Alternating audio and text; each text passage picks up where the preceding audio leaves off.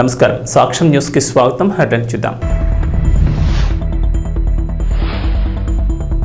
కేంద్రం నుంచి ఏపీకి 80,000 కోట్లు. కేంద్ర మంత్రి కీలక వ్యాఖ్యలు. రాయలసీమ పర్యటనకు సీఎం చంద్రబాబు. ఆగస్టు 1న శ్రీ సత్యసాయి జిల్లా మడకశిర టూర్. పింఛన్లు పంపిణీ చేయనున్న ముఖ్యమంత్రి. ఏపీలో ఇళ్ల నిర్మాణానికి సంబంధించి కీలక నిర్ణయం. ఇవాళ అధికారులతో సీఎం చంద్రబాబు సమావేశం. ఒక్కొక్కరికి 4 లక్షలు అందించాలని నిర్ణయం. హైదరాబాద్ శివార్లలో అద్భుత నగరం. నెట్ జీరో సిటీ స్థలాన్ని పరిశీలించిన సీఎం. అధికారులకు కీలక సూచనలు. ఆంధ్రప్రదేశ్ ముఖ్యమంత్రి నారా చంద్రబాబు నాయుడు ఈ నెల కూడా లబ్ధిదారులకు పింఛన్లు పంపిణీ చేయనున్నారు. ఈసారి ఆయన రాయలసీమ జిల్లాకు వెళుతున్నారు. ఈ మేరకు పర్యటన ఖరారైంది. ముఖ్యమంత్రి చంద్రబాబు ఆగస్టు 1వ తేదీన మడకశిర నియోజకవర్గం గుండుమలలో పర్యటిస్తారు. ఆ రోజు వృద్ధులకు పింఛన్లు పంపిణీ చేస్తారు. ముఖ్యమంత్రి పర్యటన ఏర్పాట్లపై జిల్లా కలెక్టరేట్లో అధికారులు, ప్రజాప్రతినిధులతో మంత్రి సవిత, ఎమ్మెల్యేలు ఎంఎస్ రాజు, సింధూరారెడ్డి, కందికుంట వెంకటప్రసాద్, జిల్లా కలెక్టర్ చేతన్, ఎస్పీ రత్నలు ప్రత్యేక సమీక్ష నిర్వహించారు. ముఖ్యమంత్రి చంద్రబాబు పర్యటనను విజయవంతం చేయాలని మంత్రి సవిత కోరారు. రాష్ట్ర ఆర్థిక పరిస్థితి అంతమాత్రంగానే ఉన్నా పెద్ద ఎత్తున పింఛన్లు పెంచిన ఘనత చంద్రబాబుకి దక్కుతుందన్నారు. ముఖ్యమంత్రి చంద్రబాబు ఎటువంటి ఆర్భాటాలు లేకుండా వృద్ధుల ఇంటి వద్దకే వెళ్లి ఎన్టీఆర్ పెన్షన్లను పంపిణీ చేస్తారన్నారు. సీఎం చంద్రబాబు పర్యటనలో ఎటువంటి లోటుపాట్లు లేకుండా జాగ్రత్తలు తీసుకోవాలని జిల్లా అధికారులకు సూచించారు. ఆంధ్రప్రదేశ్లో రైతులకు మంత్రి అచ్చెన్నాయుడు గుడ్ న్యూస్ చెప్పారు. భారీ వర్షాలు, గోదావరి వరదలకు పంట నష్టపోయిన ప్రతి రైతును ఆదుకుంటామని హామీ ఇచ్చారు. అలాగే గత ప్రభుత్వం రైతుల నుంచి కొనుగోలు చేసిన ధాన్యానికి డబ్బులు ఇవ్వకుండా 1,680 కోట్ల బకాయిలు ఇచ్చిందని మంత్రి తెలిపారు. వారం రోజుల్లో ధాన్యం బకాయిలు 680 కోట్లు రైతుల ఖాతాల్లో జమ చేస్తామని మంత్రి తెలిపారు. ఏపీ మంత్రులు అచ్చెన్నాయుడు, కందుల దుర్గేష్, వంగలపూడి అనిత, వాసంతటి సుభాష్లు తూర్పుగోదావరి, డాక్టర్ బిఆర్ అంబేద్కర్ కోనసీమ జిల్లాల్లో పర్యటించారు. అలాగే వరద ముంపున గురైన వరిచేలు, దెబ్బతిన్న ఏటికట్లను పరామర్శించారు. ప్రతి ఏటా వచ్చే ఈ సమస్యలకు శాశ్వత పరిష్కారాలు చూపుతామన్నారు. నలుగురు మంత్రులు నిడదవోలు నియోజకవర్గంలోని సూర్యారావుపాలెం, కాల్తారి, తాళ్లపాలెంలో స్వయంగా రైతులతో మాట్లాడారు. గత ప్రభుత్వ హయాంలో కనీసం పూడికి తేలేదని, గట్టు మట్టి మాయమైందని రైతులు మంత్రులకు తెలిపారు. అలాగే కేగంగవరం మండలం సుందరపల్లిలో దెబ్బతిన్న ఏటిగట్టును, సీతానగర్ మండలం రాపాకలో దెబ్బతిన్న పంటలు, కోటిపల్లిలోని ముంపు ప్రాంతాల ఫోటోలను మంత్రి పరిశీలించారు. యుద్ధ ప్రాతిపదికన గండ్ల పూడ్చి మరమ్మతులు చేయాలని అధికారులకు సూచించారు. రివ్యూ చేస్తున్నాం. ఏ శాఖ చూసినా సరే ఆ శాఖని చిన్న భిన్నం చేసి అస్తవ్యస్తం చేసి మొత్తం అప్పులు పాలు చేశారు. అలాగని చెప్పి ఎంత ప్రేమతో అభిమానంతో మమ్మల్ని అధికారంలోకి తీసుకొస్తే చేతులు పట్టుకొని మేము ఉండడానికి ఇష్టపడడం లేదు. ఏదో ఒక రకంగా సహాయం చేయాలి. అందులో ఒక బెస్ట్ ఎగ్జాంపుల్ మేము వచ్చేసి రైతులు ధాన్యాన్ని కొని 1,680 కోట్లు గత ప్రభుత్వం దిగిపోయాయి. మేము అధికారంలోకి వచ్చిన తర్వాత నాకు రోజుకు 100,000 ఫోన్లు. మా సివిల్ సప్లై మినిస్టర్కి అయితే ఇంక మెంటలెక్కించారు. అంతమంది ఫోన్లు చేస్తున్నారు. చేతిలో డబ్బు లేదు. అందులో సివిల్ సప్లై కార్పొరేషన్ మీద 39,000 కోట్ల రూపాయలు అప్పులు ఆడేశారు. మళ్ళీ ఆ కార్పొరేషన్ కూడా అప్పు తీసుకోవాలంటే ఆవిడ అప్పు ఇవ్వడం లేదు. అందుకే ముఖ్యమంత్రి గారు స్పెషల్గా దాని మీద దృష్టి పెట్టి నాబార్డ్ నుంచి 1,000 కోట్ల రూపాయలు అప్పు తీసుకొని మీ అందరికీ 1,000 కోట్లు మీ అకౌంట్లో వేసాం. ఇంకా 680 కోట్లు మీకు బాకీ. ఆంధ్రప్రదేశ్ కేంద్ర ప్రభుత్వాలు మరో ముఖ్యమైన నిర్ణయం తీసుకున్నాయి. ప్రధానమంత్రి ఆవాస్ యోజన 2.0 పథకానికి సంబంధించి 2024-25 నుంచి అమలు చేయనున్న మార్గదర్శకాలను సవరించారు. ఈ మేరకు అన్ని రాష్ట్ర ప్రభుత్వాలు తమ వాటా నిధుల్ని కేటాయించాల్సిందేనని కేంద్రం తెలిపింది. ఎన్నికలకు ముందే ఈ పథకానికి సంబంధించిన డ్రాఫ్ట్ గైడెన్స్ను ఎన్నికల ముందే కేంద్ర రాష్ట్ర ప్రభుత్వాలకు పంపింది. ప్రధానమంత్రి ఆవాస్ యోజన పథకం కింద కొత్తగా ఎంపిక చేసే లబ్ధిదారులకు సంబంధించి వివరాలు ఇలా ఉన్నాయి. ఇకపై రాష్ట్రంలో ఒక్కో ఇంటి నిర్మాణానికి 4 లక్షలు అందించనున్నారు. 4 లక్షల్లో కేంద్రం తన వాటాగా 2.50 లక్షలు అందిస్తే రాష్ట్ర ప్రభుత్వం వాటాగా ఖచ్చితంగా మరో 1.50 లక్షలు ఇవ్వాల్సి ఉంటుంది. రాష్ట్ర ప్రభుత్వం సాంకేతికతను వినియోగించి చేపట్టే నిర్మాణాలకు కేంద్రం అదనంగా మరికొంత సాయాన్ని కూడా అందిస్తుంది. దీనికి సంబంధించి కేంద్ర మంత్రివర్గం ఆమోదం తర్వాత దాదాపు ఇదే సాయం ఖరారయ్యే అవకాశం ఉందని చెబుతున్నారు. ముఖ్యమంత్రి చంద్రబాబు ఇవాళ గృహ నిర్మాణంపై నిర్వహించనున్న సమీక్షలో అధికారులు ఇదే విషయాన్ని నివేదిక అందించనున్నారు. కేంద్రంలో ఉన్న ఎన్డీఏ కూటమి ప్రభుత్వంలో కీలక భాగస్వామిగా టీడీపీ ఉండడంతో ఏపీకి ప్రాధాన్యం దక్కుతోంది. ఉన్నవే ఇచ్చారంటూ ఏపీ సీఎం చంద్రబాబు నాయుడు చెప్తున్నప్పటికీ గతంతో పోలిస్తే సంకీర్ణ ప్రభుత్వంలో ఏపీకి పెద్దపీట దక్కుతోందని విశ్లేషకులు అభిప్రాయపడుతున్నారు. ముఖ్యంగా ఏపీ రాజధాని అమరావతికి బడ్జెట్లో 15,000 కోట్ల ప్రత్యేక సాయం అనేది సంకీర్ణ ప్రభుత్వంలో టీడీపీ కీలకంగా ఉండడం వల్లే సాధ్యమైందనేది బహిరంగ రహస్యం. అయితే రాజధాని అమరావతి నిర్మాణానికి కేంద్రం ఈ స్థాయిలో నిధులు కేటాయిస్తుందని సాక్షాత్తు కేంద్ర మంత్రి ఊహించలేదట. ఈ విషయం ఎవరో కాదు, ఆయనే స్వయంగా వెల్లడించారు. అమరావతి నిర్మాణానికి కేంద్రం 15,000 కోట్లు ఇస్తుందని ఎవరు ఊహించలేదని కేంద్ర గ్రామీణాభివృద్ధి శాఖ సహాయ మంత్రి పెమ్మసాని చంద్రశేఖర్ అన్నారు. గుంటూరు ఎంపీ స్థానం నుంచి టీడీపీ తరఫున గెలిచిన పెమ్మసాని చంద్రశేఖర్ కేంద్రంలో సహాయ మంత్రి పదవి చేపట్టారు. తాజాగా అమరావతికి 15,000 కోట్లు ప్రత్యేక సాయం ప్రకటించడంపై ఆయన స్పందించారు. ఈ రేంజ్లో ప్రకటన ఉంటుందని ఊహించలేదని పెమ్మసాని అన్నారు. అలాగే పోలవరం జాతీయ ప్రాజెక్టు కూడా నిధులు కేటాయిస్తామని చెప్పారన్న పెమ్మసాని 3 ఏళ్లలో పోలవరం పూర్తయ్యేలా కేంద్ర ప్రభుత్వం చర్యలు తీసుకుంటుందన్నారు.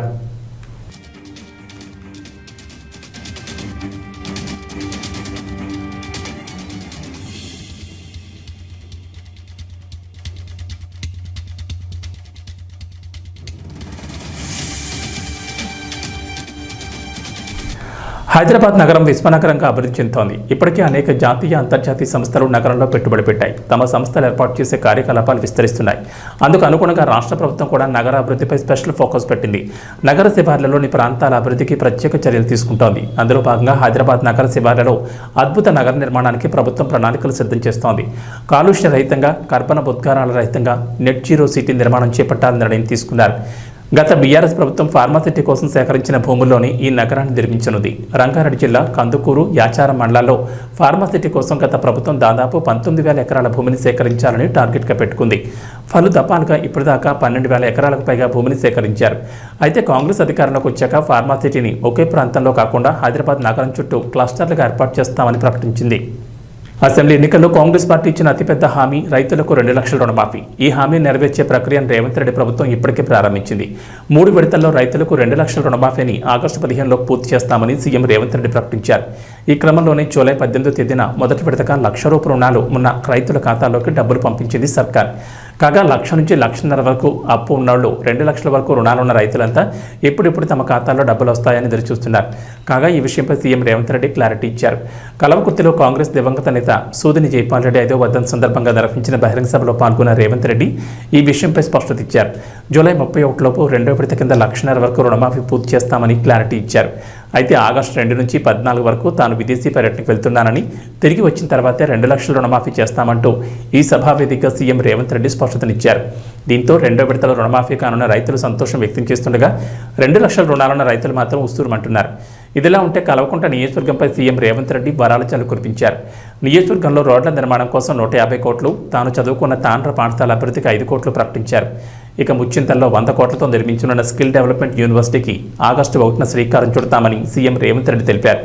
నియోజకవర్గాల్లోని అన్ని తాండాలు, గ్రామాలకు బీటీ రోడ్డు నిర్మిస్తామని హామీ ఇచ్చారు.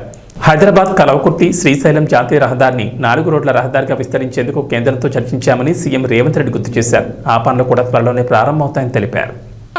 ఆగస్టు 15 తారీఖు లోపల 2 లక్షల రూపాయల రైతు రుణమాఫీ చేసి తీరుతా. ఎట్లయితే తెలంగాణ మాజీ ప్రభుత్వ ప్రధాన కార్యదర్శి సోమేష్ కుమార్ చిక్కుల్లో పడ్డారు. గత ప్రభుత్వ హయాంలో జరిగిన ఓ స్కామ్లో ఆయన్ను నిందితుడిగా పేర్కొంటూ హైదరాబాద్ సీసీఎస్ పోలీసులు కేసు నమోదు చేశారు. వాణిజ్య పనుల శాఖలో జరిగిన ఇన్పుట్ ట్యాక్స్ క్రెడిట్ చెల్లింపుల్లో దాదాపుగా 1000 కోట్ల మేరకు అక్రమాలు జరిగినట్లు పోలీసులు గుర్తించారు.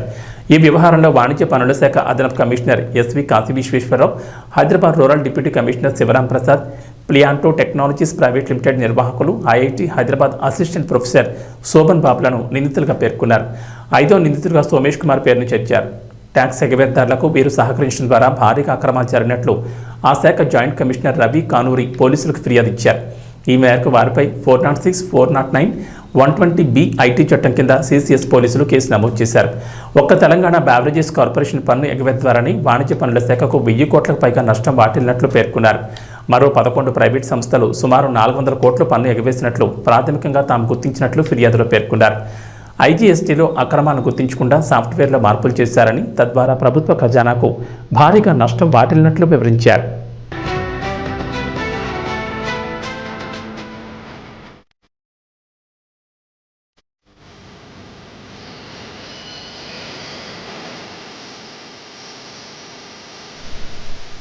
డప్పు చప్పుళ్ళు, ఈల గోలలు, పోతరాజుల ఆటలు, పట్టుచీరల్లో ఆడపడుచులు, పసుపు బోనాలతో ఊరేగింపులు, అమ్మవారి పాటలకు చిన్న పెద్ద చిందులు. ఇదంతా తెలంగాణలో బోనాల సందడి అనుకుంటున్నారేమో. అమెరికాలోని న్యూజెర్సీలో ఆషాఢ మాసంలో తెలంగాణ రాష్ట్ర ప్రజలు అంగరంగ వైభవంగా మహంకాళి బోనాలు జరుపుకుంటున్న వేళ తెలంగాణ సంస్కృతి సంప్రదాయాలు ఉట్టిపడేలా న్యూజెర్సీలోనూ బోనాల జాతర నిర్వహించారు. తెలుగు వాళ్ళు ఎక్కడున్నా వాళ్ళ మూలాలు సంప్రదాయాలను మర్చిపోరని నిరూపిస్తూ మన తెలుగు అమెరికా సంఘం నిర్వాహకులు ఈ బోనాల జాతరను ఘనంగా నిర్వహించారు. ఆషాఢ మాసం చివరి వారం సందర్భంగా నిర్వహించే మహంకాళి బోనాలను ఆదివారం న్యూజెర్సీలోని ఓక్ట్రీ రోడ్లోని శ్రీ శివ విష్ణు టెంపుల్ ఎన్జేలో సాయంత్రం 4:30 నుంచి Saidatta Preetham and culture centre ఆధ్వర్యంలో కన్నుల పండుగ నిర్వహించారు ఆటా నిర్వాహకులు. అచ్చమైన తెలంగాణ బోనాలను తలపించేలా డప్పు చెప్పులతో బోనాల ఊరేగింపు, ఏలకోరలతో పోతరాజులు చేసే విన్యాసాలు, అమ్మవారి పాటలకు చిన్న పెద్ద నృత్యాలు చేస్తూ బోనాల జాతరను ఎంతో కోలాహలంగా నిర్వహించారు. పారిస్ ఒలింపిక్స్ 2024 ప్రారంభ వేడుకలు అట్టహాసంగా పూర్తయ్యాయి. మొత్తం 206 దేశాల నుంచి 10,500 మంది అథ్లెట్లు, పలు దేశాల అధినేతలు, ప్రతినిధులతో పాటు లక్షలాది మంది ప్రేక్షకులు ఈ ఓపెనింగ్ సెరమనీకి హాజరయ్యారు. ఒలింపిక్స్ ప్రారంభ వేడుకలతో సేన్ నది తీరంలో సందడి వాతావరణం నెలకొంది. ఈ క్రమంలోనే సేన్ నదిలోనే క్రీడాకారుల పరేడ్ సాగింది. ఇక భారత అథ్లెట్ టీంకు నాయకత్వం వహించిన మన తెలుగు అమ్మాయి పివి సింధు భారత మువ్వన్నెల జెండాను చేతపట్టి ముందుండి క్రీడాకారులు నడిపించింది. మరో అథ్లెట్ శరత్ కమల్తో కలిసి ఫ్లాగ్ బేరర్గా పివి సింధు వ్యవహరించింది. భారత జెండాను పట్టుకుని చీరకట్టు సాంప్రదాయ దుస్తుల్లో మెరిసిపోయిన మన క్రీడాకారులను చూసి కోట్లాది మంది భారతీయులు పథకాలు సాధిస్తారని ధీమా వ్యక్తం చేస్తున్నారు. ఎప్పుడు స్పోర్ట్స్ డ్రెస్లో కనిపించే పివి సింధు ఇలా చీరకట్లో కనిపించడంతో అచ్చ తెలుగు అమ్మాయిలా అనిపించింది. అయితే ఈ ఓపెనింగ్ సెరమనీలో భారత క్రీడాకారులు ధరించిన దుస్తులపై సోషల్ మీడియాలో పలు అభ్యంతరాలు వ్యక్తమవుతున్నాయి. దుస్తుల నాణ్యత, డిజైన్ సరిగ్గా లేదని కామెంట్లు చేస్తున్నారు. ఇక ఆ దుస్తులను భారతీయ ప్రముఖ డిజైనర్ తరుణ్ తహిలియన్కి చెందిన లగ్జరీ బ్రాండ్ రూపొందించింది. రెడీ టు వేర్ లేబుల్ తస్వా ఆధ్వర్యంలో ఈ దుస్తులను రూపొందించారు. కాషాయం, ఆకుపచ్చ, తెలుపు రంగులతో త్రివర్ణ పతాకం పోలి ఉండేలా తయారు చేశారు. ఇక వాతావరణ విషయానికి వస్తే తెలంగాణలో గత వారం 10 రోజులుగా వర్షాలు కురుస్తూనే ఉన్నాయి. దీంతో రాష్ట్రంలోని వాగులు, వంకలు పొంగి పొర్లుతున్నాయి. జలాశయాలు, చెరువులు నిండుకుండలను తలపిస్తున్నాయి. ప్రాజెక్టులోకి భారీగా వరద నీరు వచ్చేరింది. అయితే ఇప్పట్లో వర్షాలు రాష్ట్రాన్ని వీడేలా కనిపించడం లేదు. తెలంగాణకు మరోసారి వర్షం హెచ్చరికలు జారీ చేశారు హైదరాబాద్ వాతావరణ కేంద్రం అధికారులు. రాష్ట్రంలో మరో 2 రోజుల పాటు వర్షాలు కురుస్తాయని చెప్పారు. ఉత్తర బంగాళాఖాతంలో ఏర్పడిన అల్పపీడన ప్రభావంతో రాష్ట్రంలో వర్షాలు కురుస్తాయన్నారు. రాజన్న సిరిసిల్ల, వరంగల్, కామారెడ్డి, కరీంనగర్, మంచిర్యాల, హనుమకొండ, జగిత్యాల, భూపాలపల్లి, ములుగు, నిర్మల్, పెద్దపల్లి, నిజామాబాద్ జిల్లాలో ఇవాళ భారీ వర్షాలకు ఛాన్స్ ఉందన్నారు. ఈ మేరకు ఆయా జిల్లాలకు ఎల్లో అలర్ట్ జారీ చేశారు. మహబూబ్ నగర్, నారాయణపేట, వికారాబాద్, నల్గొండ, రంగారెడ్డి, మెదక్, సంగారెడ్డి, సూర్యాపేట, యాదాద్రి భువనగిరి, నాగర్ కర్నూలు జిల్లాలో ఓ మోస్తరు వర్షాలు కురిసే అవకాశం ఉందన్నారు. వర్షానికి తోడు భారీగా ఈదురుగాలులు వీస్తాయని అధికారులు వెల్లడించారు. హైదరాబాద్లో ఉదయం పొడి వాతావరణం ఉంటుందని, మధ్యాహ్నం తర్వాత లేదా సాయంత్రానికి నగర వ్యాప్తంగా జల్లులు కురిసే అవకాశం ఉన్నట్లు తెలిపారు. వ్యాప్తంగా కుండపోత వర్షాలు కురుస్తాయని హెచ్చరించింది. ముఖ్యంగా నిజామాబాద్, కామారెడ్డి, ఆదిలాబాద్, నిర్మల్, ఆసిఫాబాద్, మెదక్లో ఈదురుగాలులతో భారీ నుంచి అతి భారీ వర్షాలు కురిసే అవకాశం ఉన్నట్లు హైదరాబాద్ వాతావరణ కేంద్రం ప్రకటించింది. ఈ మేరకు ఆయా జిల్లాలకు అలర్ట్ జారీ చేసింది. హైదరాబాద్తో పాటు జగిత్యాల, మెదక్, రాజన్న సిరిసిల్ల, సిద్దిపేట, కరీంనగర్, హనుమకొండ, జనగాం, వరంగల్, మహబూబాబాద్, నాగర్ కర్నూల్, వనపర్తి జిల్లాలకు ఎల్లో అలర్ట్ జారీ చేసింది. భారీ వర్షాల నేపథ్యంలో ప్రజలు అప్రమత్తంగా ఉండాలని వాతావరణ శాఖ సూచించింది.